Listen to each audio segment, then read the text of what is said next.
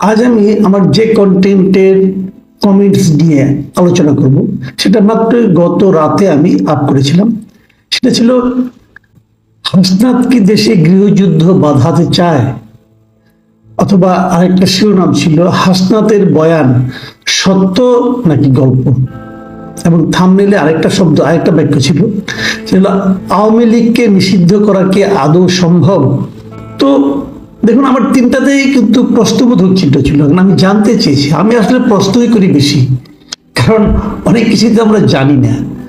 যাই হোক, এটার উপর নির্ভর করে আমার বক্তব্যকে নির্ভর করে যে কমেন্টগুলো এসেছে, অনেকগুলো কমেন্ট এসেছে, একটু বেশি এসেছে, আমি এতটা প্রত্যাশা করিনি। মাত্র কয়েক ঘন্টায় দেখলাম প্রায় 4000-এর উপর কমেন্ট চলে এসেছে। সমালোচনা করেছেন অনেকে, প্রশংসাও করেছেন, আবার মাঝামাঝি পথে অনেকে ছিলেন, সন্দেহ করেছেন। তো আমি সেখান থেকে র্যান্ডমলি কয়েকটা নিয়েছি। সব 4000 কমেন্ট তো এখন একবারে দেখা অল্প সময় সম্ভব না, আমি হয়তো পরে দেখব। আমি যে কটা কমেন্ট নিয়েছি আমি মনে করছি এটাই আজকে আলোচনা করা উচিত। আমি সেখান থেকে গোটা 10 কমেন্ট আপনাদেরকে নিয়ে আলোচনা করব। কয়েকটা নিয়ে আলোচনা জাস্ট পড়ে শোনাবো, আর কয়েকটা আলোচনাই করব। প্রথম যে কমেন্টটা আমি নিচ্ছি সেটা লিখেছেন মাহফুজুর রহমান। তিনি লিখেছেন, ঢাবির এক প্রফেসর একদিন সহজের সংজ্ঞায় বলেছিলেন, সহজ হলো অন্যের ভুল ধরা। যে কাজ আপনি ধারাবাহিকভাবে করে আসছেন। সহজের বিপরীত আছে। 18 কোটির দেশে বাজে কথা কেনার অনেক ক্রেতা আছে। বাজে কথা বিক্রি ছাড়া কিছু কাজ করার চেষ্টা করুন, দেশের জিডিপি বাড়বে। আপনার 1000টা ভুল ধরার মতো কোটি মানুষ এদেশে আছে। সবাই সহজ কাজ করে না, আবার আর বাজে কথা বলে না। উনি একটা চমৎকার কথা বলেছেন, আমি ওনার কথাকে সমর্থন করছি, ওনাকে ধন্যবাদ জানাচ্ছি। আমি কিন্তু খুব বেশি একটা ভুল টুল ধরি না ভাই, আমি খালি প্রশ্নটা করি। কিছু কিছু বিষয় নিয়ে আমার একটা প্রশ্ন আসে, আমার মনে হয় এই কাজটা কেন হলো, এই কাজটা কেন হলো না। আর ভুল যদি আপনি কিছু না ধরেন তাহলে সে কি করে বুঝবে এসে ভুল করছে? আমি তাহলে কি করব? সবাই প্রশংসা করবো? আচ্ছা, ভালো কথা, বাদ দেন আমার কথা। আপনি কি করলেন? আপনি যে কমেন্টটা করলেন, এত কষ্ট করে একটা কমেন্ট করেছেন আপনি আমার জন্য, তাই না? কি করলেন ভাই? ভুলে যে ধরলেন আমার কাজে। এই ভুলটা যদি আপনি না ধরতেন তাহলে আমি বুঝতে পারতাম না আমার ভুলটা কোথায় হচ্ছে। সেটা ভুল কিনা সেটা আমি হয়তো নিজের মতো করে চিন্তা করবো, কিন্তু আপনি একটা অপিনিয়ন তো আমার জন্য খুব গুরুত্বপূর্ণ। এরকম আমি যাদের ভুল ধরি তারাও হয়তো আমার অপিনিয়নটাকে গুরুত্বের সঙ্গে নেয়, সেটা নিতে দেন। আমি তো কোনো পক্ষ না ভাই, আমাকে পক্ষ মনে করেন না। আপনি যেরকম একটা পক্ষ হয়ে গেছেন, যার পক্ষ হয়েছেন তার সমালোচনা করলে আপনার খারাপ লাগে। আমার কিন্তু সমালোচনা খারাপ লাগে না। আপনি আমার সমালোচনা করেছেন, আমি খুশি হয়ে প্রথম আপনার মন্তব্যটাই পড়লাম। আপনাকে অনেক ধন্যবাদ আমার ভুলটা ধরিয়ে দেওয়ার জন্য। আমি জানতে চেষ্টা করবো আমারটা ভুল কিনা অথবা সত্য কিনা। পরের যে মন্তব্যটা, এটা লিখেছেন মিস্টার হালিম খান। তিনি লিখেছেন, মাসুদ কামাল ভাই কথা তো সঠিক বলেছেন, কিন্তু সমস্যা এক জায়গাতেই। ওই যে বাংলাদেশের 2জন মুফতি সব জানতা বিদেশে থাকেন, তারা তো একটু পরে আপনাকে ইন্ডিয়া আর আওয়ামী লীগের দালাল বানাই দিবে। সমস্যা নাই, দেশের মানুষ আমরা এখন বুঝে গেছি এরা মৌলানা বা মুফতি না, শুধুই চিটার বাটপার, দেশদ্রোহী। তাই আপনি আপনার মতো করে চালিয়ে যান। এটা নিয়ে আমি কোনো মন্তব্য করতে চাচ্ছি না। যিনি লিখেছেন তাকে ধন্যবাদ জানাচ্ছি। আরেকটা যে লিখেছেন মন্তব্য, সেটা হলো জিনিয়া আজমেরি। তিনি লিখেছেন, আওয়ামী লীগের পতনে পুরো জাতি চরম দুঃশাসন ও নরক থেকে মুক্তি পেয়েছে। একই সাথে এটাও সত্য, হাসনাত সহ অন্য ছাত্র নেতারা মন গড়া মিথ্যা কথা বলতেছে। শ্রদ্ধেয় সেনাপ্রধান ও সেনাবাহিনীর প্রতি পূর্ণ আস্থা এবং ভালোবাসা আছে পুরো জাতির। এটা নিয়েও আমি আর কোনো বিশ্লেষণে যাচ্ছি না। এরকম মন্তব্য করার জন্য জিনিয়া আজমেরিকে ধন্যবাদ জানাচ্ছি। মাকসুদা সাবের লিখেছেন, আপনি এসব বিতর্কিত কথা বলা বন্ধ করুন প্লিজ। তাহলে আপনি কি বলতে চাচ্ছেন এসব মিথ্যা? তাহলে আইএসপিআর থেকে কোনো বক্তব্য নেই কেন? হ্যাঁ, আমি মাকসুদা সাবেরকে ধন্যবাদ জানাচ্ছি যে উনি যে প্রশ্নটা করেছেন, এটা কিন্তু আমারও মনের প্রশ্ন। এটা মিথ্যা কিনা আমি জানি না, এবং আমি কোথাও কিন্তু আমার এই কন্টেন্টে বলিনি যে হাসনাত মিথ্যা বলেছেন। আমি প্রশ্ন করেছি, উনি যদি সত্য কথাই বলে থাকেন তাহলে ওনার সঙ্গে আর্মির কোন অফিসারের কথা হয়েছে, তার নামটা প্লিজ বলুন। আমরা জানতে চাই যে কারা কথাটা বলেছেন। কিন্তু উনি তো কারোর নাম বলেননি। উনি যখন নাম না বলছেন তখন কিন্তু পুরো সেনানিবাসকে উনি ওনার প্রতিপক্ষ বানিয়ে দিয়েছেন এবং জনগণের প্রতিপক্ষ হিসেবে দাঁড় করিয়ে দিয়েছেন। এই জায়গাটা রিস্কি। আমি খালি এই কথাটাই বলেছি। আর আইএসপি এর থেকে কোনো বক্তব্য নেই, কিন্তু সেটা আমি বলতে পারবো না।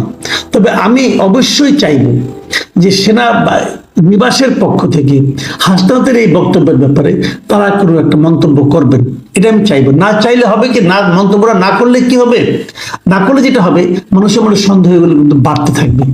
সন্দেহ খুব মারাত্মক জিনিস। মাকসুদ সাহেবের আপনাকে অনেক ধন্যবাদ ও কৃতজ্ঞতা যে আপনি একটা পয়েন্ট ধরেছেন। এই নামটা আমি বুঝতে পারলাম না, এই নাম লেখা কেবল ম্যান IN1RT। আমি আসলে বুঝি না এই ইউটিউবের নামগুলো ঠিকঠাক মতো আসে না কেন, মানে এরকম এই যে অ্যাড দিয়ে লেখা আসে। আগে কিন্তু আসতো। আপনারা কেউ জানা থাকলে আমাকে একটু জানাবেন কাইন্ডলি। আমি বুঝতে পারি না কেন আমি সব নামগুলো ঠিকঠাক মতো পাই না। যাই হোক, এই ম্যান লিখেছেন হাসনাতের সাথে ঘটনা ঘটেছে 11 তারিখ। যদি ঘটে থাকে তাহলে 11 তারিখ ঘটেছে। আর হাসনাত এটা প্রকাশ করলো কালকে। আমার মতে প্রশাসক নিয়োগকে কেন্দ্র করে তাদের ব্যাপারে যে সমালোচনা শুরু হয়েছিল সেই ঘটনা ধামাচাপা দিতেই হাসনাতের এই কৌশল। আমি জানি না আপনি যেটা মনে হয়েছে, আপনি মনের কথা প্রকাশ করেছেন, যারা দর্শক আছেন তারা বিচার করবেন।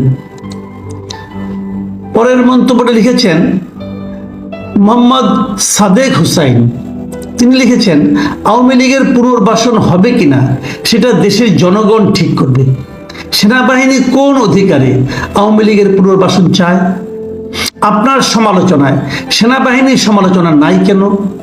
আমার দৃষ্টিতে আজকের আলোচনায় আপনার পারফরমেন্স 10-এর মধ্যে 0। সরি টু সে, আপনার সমালোচনাগুলো এখন খুবই সস্তা মনে হয়। সাদেক হোসেন সাহেবকে অনেক ধন্যবাদ জানাচ্ছি যে আমার সমালোচনা করে একটা রেটিং করেছেন, 10-এর মধ্যে 0 দিয়েছেন। তবে আমি দু একটা কথা আপনাকে এই প্রসঙ্গে একটু বলি।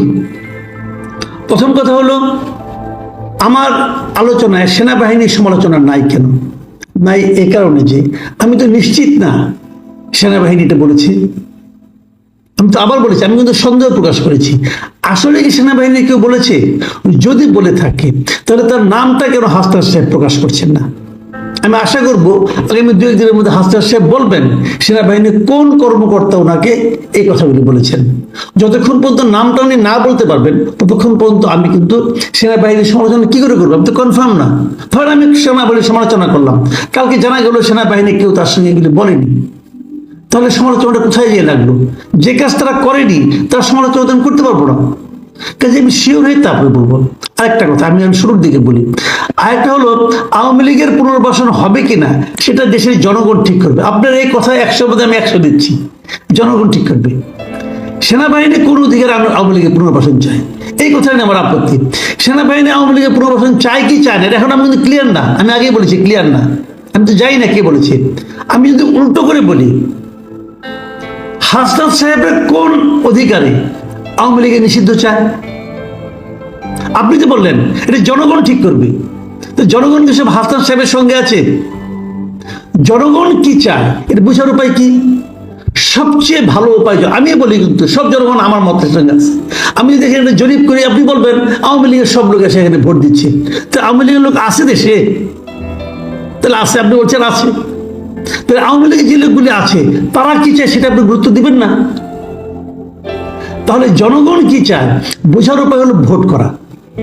ইলেকশন করেন না, ইলেকশন করলে তো বোঝা যায় যে হাসনাত সাহেবের সঙ্গে কয়জন লোক আছে আর অন্য দেশে কয়জন লোক আছে, কার সঙ্গে কয়জন লোক আছে বোঝা যাবে। আমি তো সেটাই করতে বলছি যে জনগণের মতামতটা জানুন আপনারা। আপনি নিজে দাবি করেন না সব জনগণ আমারটা চায়, এই দাবি করার দিন শেষ হয়ে গেছে ভাই। এখন আপনি বলেন জনগণ কি চাই, এটা আপনি বললে তো হবে না। যাই হোক, তারপরে আপনার এই বক্তব্যের জন্য অনেক ধন্যবাদ। এটা লিখেছেন মিলিয়ন্স 1957। তিনি কি লিখেছেন?